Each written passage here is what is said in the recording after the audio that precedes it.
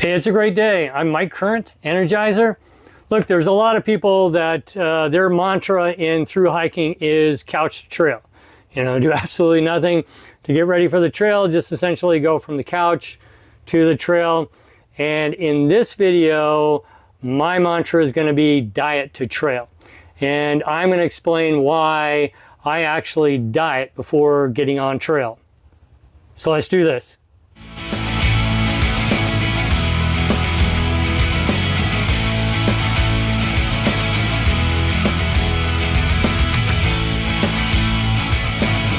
During my CDT thru-hike announcement video, I stated that I needed to drop 8 pounds off the body, get my body mass index or BMI from 23 down to 21. Body mass index or BMI is a way doctors use to determine a person's body fat. It's not perfect, but it gets you pretty close to the ballpark. If you want to know your body mass index or BMI, all you got to do is weigh yourself, go online, look at some of the charts, and you can figure out your BMI. My body mass index is normally 23. That's considered in the healthy range category, and I'm trying to get it down to 21. Still in the healthy category, but it's considered healthy but lean. Now, I have had my body down to starvation conditions where, my body is literally cannibalizing muscle for energy. One of the many opportunities afforded to me in my 30 years serving in the United States Army. But because of that, I know what that feels like. And even at BMI 21, I know that I am not even close to getting to that starvation level. I've got plenty of fat still on the body. When I said in my announcement that I needed to lose those 8 pounds, invariably I knew it was going to happen. Somebody was going to come up in the comments section and say, hey Mike, hey, don't worry about it. You're gonna need that extra energy when you're on the trail, and you're gonna lose it by the halfway mark anyway. There are 3 types of weight a thru hiker needs to be concerned about. The base weight, what's in the rucksack, all that they're carrying, the food and water weight, and body weight. Unfortunately, people do not want to talk about body weight. In the book Adventure Ready, written by Katie Gerber and Heather Anderson, they go into incredible detail about how to reduce the pack weight. In fact, they describe what's exactly in their pack as examples. And then Katie does an outstanding job talking about food weight, how to maximize calories per ounce, to where she's pretty delighted at one point in the book where in a 5-day resupply, you can reduce your food bag weight by 1.5 pounds if you just follow her basic principles of trying to maximize calories per ounce. What's not in the book is not a single paragraph about body weight. If you read Jennifer Farr Davis's book, In Pursuit of Endurance, she interviews Heather Anderson. Now, you probably know Heather Anderson is probably one of the greatest outdoor endurance athletes of our time, and she's my thru hiking idol. But before all that began, by her own admission, Heather was overweight and out of shape. And when Davis interviews her for the book In Pursuit of Endurance, Heather says, yeah, to get ready for her first thru hike on the Appalachian Trail, first she had to teach herself how to run. She couldn't run a quarter mile. So she went to a track and she started slowly learning how to run. And the other thing she did to get ready for that first thru hike is she dropped 50 pounds of weight off her body. So you would hope that all those incredible lessons learned would be in the Adventure Ready book. Not one word. But the reality is weight is weight. The knees don't care where it's coming from. So if a person is going to talk about, 2 extra pounds of base weight or 1 pound or 2 in the food and water weight, then it's worth spending a little time talking about the 20 extra pounds sitting around the waist. Now, I know some people will argue that body weight is not the same as pack weight and food and water weight, and they would be correct.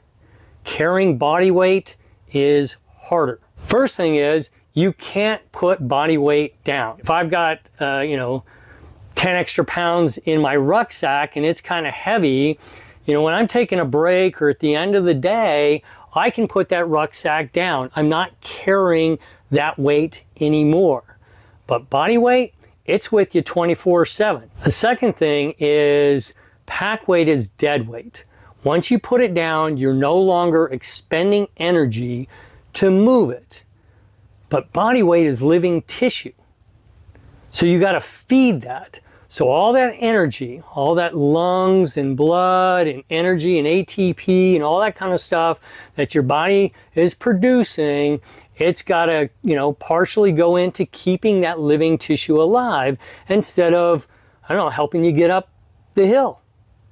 And the third thing is, now first off, there's two different types of fat, technically three, but we'll say two different types of fat for this video.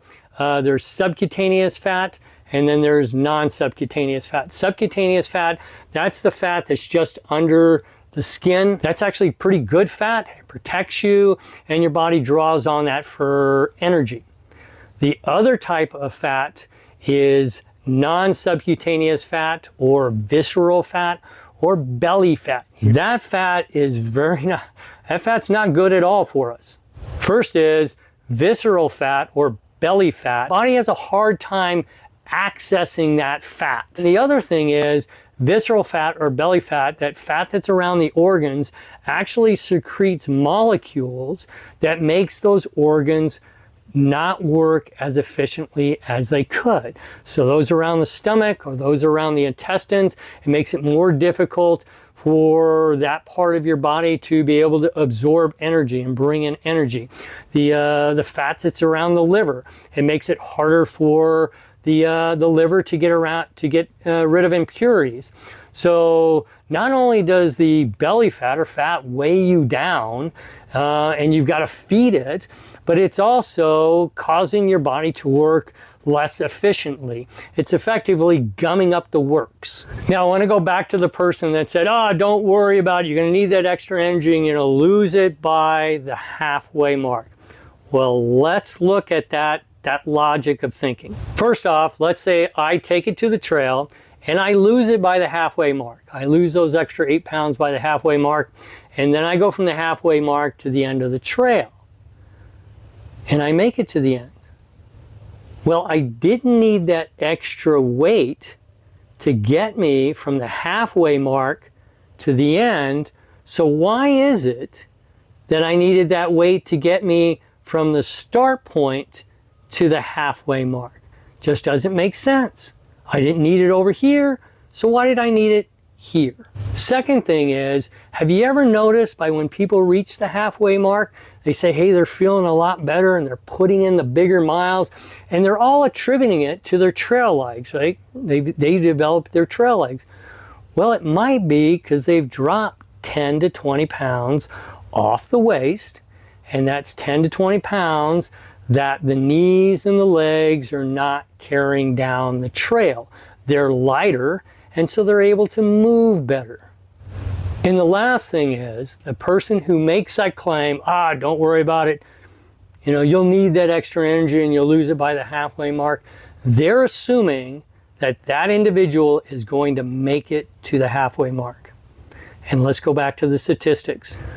Most thru hikers that are going to quit, remember the odds of completing a thru hike are 25% success rate, 75% dropout either due to injury or they quit. A good chunk of those do it within the first few hundred miles.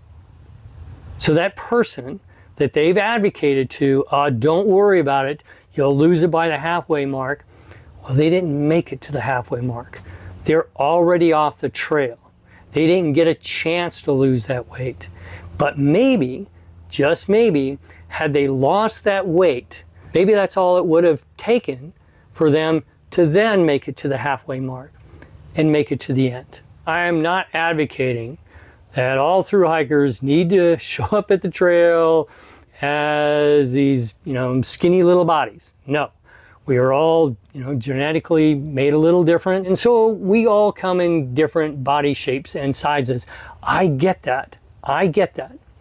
But let's say a person is overweight. This is not me saying it. This is their doctor saying it. And their doctor tells them, hey, look, you're 20 pounds overweight. Got to get your BMI down. If you want to be healthy, you got to lose 20 pounds. And they say, hey, doc, I'm going to do that. I'm going on this hike, so I'm going to lose those 20 pounds before I get on the trail. And they don't. They don't lose the 20 pounds. They only lose 2 pounds. That's it. All right?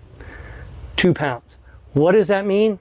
That means that person, that individual, can carry 1 liter of water and their knees don't feel it. It's free weight. It's a zero-sum game. Now let's say that individual is successful. The doctor says, hey, you need to lose 20 pounds, and they lose that 20 pounds. Then they put a rucksack on their back and their base weight is under 20 pounds. Their entire rucksack is free weight. I've always said in my videos, there is nothing special about me. Nothing. I am an old guy trying to do the best I can with what I've got. That's all. And that's why I'm losing the extra 8 pounds off the body before I get on the trail, because I don't want to start with it. I want to give myself the maximum chance of making it to the end. And that's why I diet before getting on trail. Like, I'm still getting ready for my hike. I'm still training. Even though I'm down in Southern California, I'm still training, still putting things together, still getting the body ready for it. I'm going to be ready on 1 May to get on the trail. See you next time.